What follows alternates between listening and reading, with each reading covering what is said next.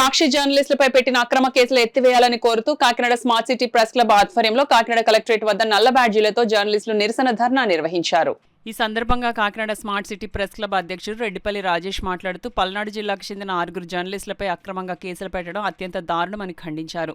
తక్షణమే జర్నలిస్టులపై పెట్టిన అక్రమ కేసులు ఎత్తివేయాలని డిమాండ్ చేశారు. ఏపీయూడబ్ల్యూజే జిల్లా అధ్యక్షుడు కె స్వాతి ప్రసాద్, ఏపీడబ్ల్యూజేఎఫ్ జిల్లా అధ్యక్షుడు వి నవీన్ రాజులు మాట్లాడుతూ మాచర్ల మండలంలో జరిగిన ఓ హత్య కేసు ప్రచురణ కారణంగా సమాజంలో వైషమ్యాలు పెచ్చిరిల్లుతున్నాయనే సాగుతో కేసులు బనాయించడం అక్రమమని పేర్కొన్నారు. హంతకులను పట్టుకుని శిక్షించాల్సిన పోలీసులు వార్తలు ప్రచురించిన జర్నలిస్టులపై కేసులు బనాయించడం ఎంతవరకు సమంజసమని ప్రశ్నించారు. జర్నలిస్టులను భయభ్రాంతులకు గురిచేసే విధానాలకు పాల్పడుతున్న పోలీసులపై తగిన చర్యలు తీసుకునే విధంగా ప్రభుత్వం బాధ్యత తీసుకోవాలని వారు డిమాండ్ చేశారు. ఇటువంటి సంఘటనలు పునరావృతం కాకుండా కేంద్ర రాష్ట్ర ప్రభుత్వాలు జర్నలిస్టులకు తగు రక్షణ చట్టం ఏర్పాటు చేయాలని కోరారు.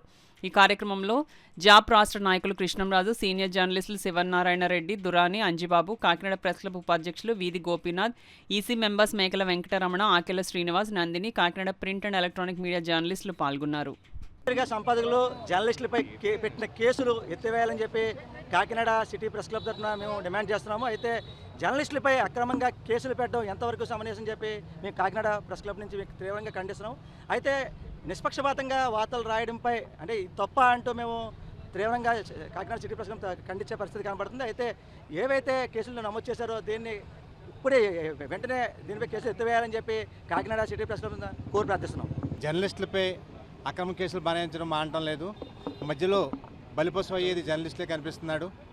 ప్రధానంగా జర్నలిస్ట్ అనేవాడు ఆయా సంస్థలు ఏవైతే ఉన్నాయో ఆ సంస్థలను బట్టి అనుకూలంగా పనిచేయవలసి ఉంటుంది.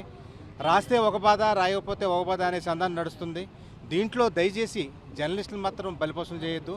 జర్నలిస్టులు ఇప్పటికే అనేక సమస్యలు ఎదుర్కొంటున్నారు కాబట్టి ఈ జర్నలిస్టుల జోలికి రాకుండా జర్నలిస్టులపై అక్రమ కేసులు వెంటనే ఎక్కడెక్కడైతే అక్రమ కేసులు బనాయించారో ఆ అక్రమ కేసులు అన్నింటినీ బనాయించి జర్నలిస్టులకు రక్షణ కల్పించాలని కోరుకుంటున్నాను. అసలు ప్రభుత్వాలు అయితే కనుక జర్నలిస్టుల పట్ల ఏ ప్రభుత్వాలు వచ్చినా జర్నలిస్టుల పట్ల వైఖరి అయితే మారాలి.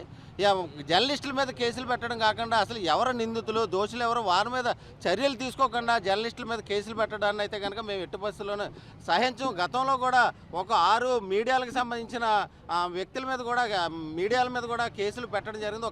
ఆ కేసుకు సంబంధించి వార్త రాసిన దానిలో ఈ విధంగా అయితే కనుక ప్రభుత్వాల వైఖరి జర్నలిస్టుల పట్ల మారకపోతే జర్నలిస్టులు కూడా గొంతెత్తి ప్రభుత్వాల మీద కూడా ఎదురుదాడి చేసే పరిస్థితి అయితే కనిపిస్తుంది. ఇప్పటికైనా ప్రభుత్వాల వైఖరి మారాలని చెప్పి మేము స్పష్టంగా డిమాండ్ చేస్తున్న పరిస్థితి ఉంది. డిమాండ్ పంపించేస్తామని వాళ్ళ జీవితాలతో ఆడుకోవడం అనేది ప్రజాస్వామ్యానికి మంచిదైతే కాదు.